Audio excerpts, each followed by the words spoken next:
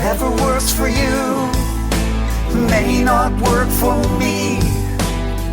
What's good for you may not be something I can see. Hey Jim, good to see you again. Looks like you're out in the country. Are you enjoying yourself? I certainly am. Today is a winter wonderland.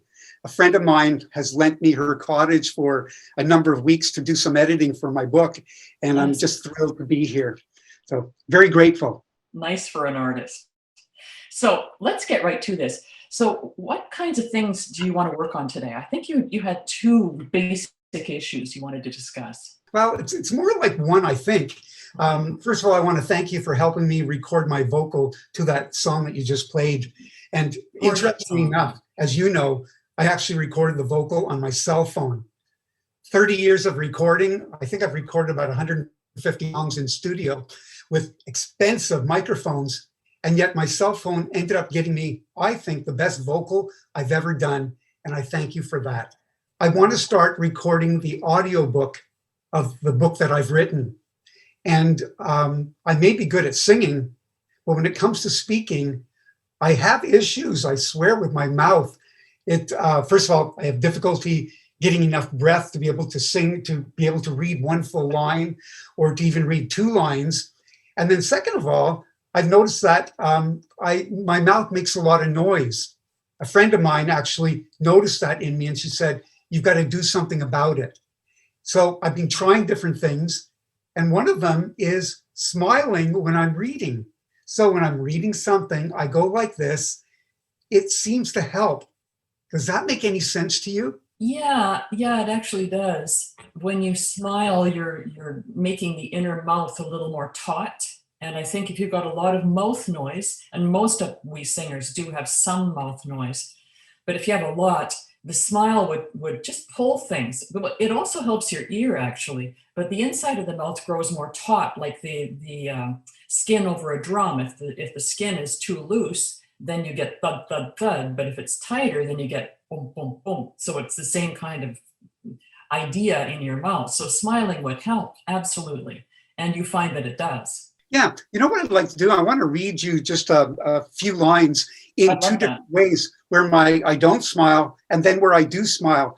And let me know if you actually hear that kind of difference, because if you do, I will, I know I have like 15 hours of recording for this book, and I want to make sure I do it as well as possible. What I'm going to read for you is a little explanation of the song that you had just played for people, because in my book, just before a song starts, I like to tell people a little bit about it. Fantastic. So here's me without smiling. Unfortunately for me, I've spent most of my life comparing myself to others. I have no idea how it started, but it dates back to when I was a child. I'm guessing that someone may have said something to me that may have left me feeling less than the great little kid I probably was. Okay, now I'm going to do it smiling because I hear the difference. I'm just not sure if what I'm hearing is right. Unfortunately for me, I've spent most of my life comparing myself to others. I have no idea how it started, but it dates back to when I was a child. I'm guessing that someone may have said something to me that may have left me feeling less than the great little kid I probably was. So, did you notice anything? Yes, I did. It's much more clear than I thought it would be. I see that your lips move in a much more precise fashion. I see that there's less movement in the cheeks, so there's less flapping likely inside.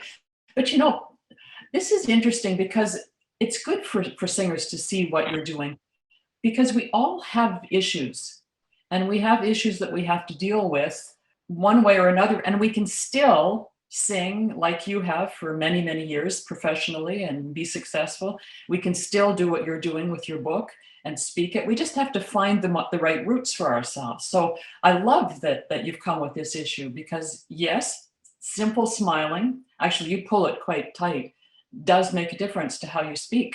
The other issue had to do with breathing, didn't it? I do believe I have really tiny lungs, because I know some people who can literally hold a note for 30 seconds, 1 minute, and my maximum is probably 6 to 7 seconds.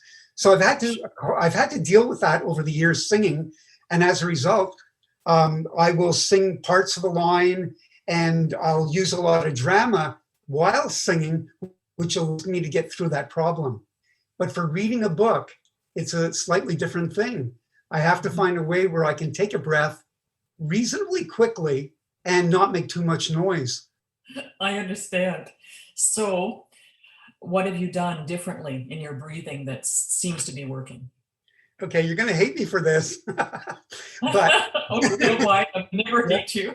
well, remember this thing, stand straight and proud. And all, like you've said that so many times.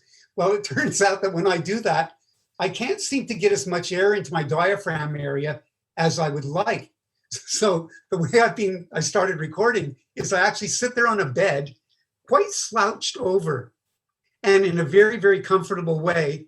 And what I do is I simply stick out my stomach as if I've got a beer belly, and I take little breaths, and I can seem to hold them longer when speaking. I would never do that on stage, but because no one's watching me read my book, I feel I can do that. Again, I think it's very personal. In the future, I'd like to talk to you again about standing and breathing, but for this particular thing where it's a very intimate situation that you're in, where we're speaking into a microphone and it's very, very quiet around you. There's no other instruments to block the noise of breathing. It's a very, very highly sensitized experience to speak a book. I can understand why kind of slouching would be helpful.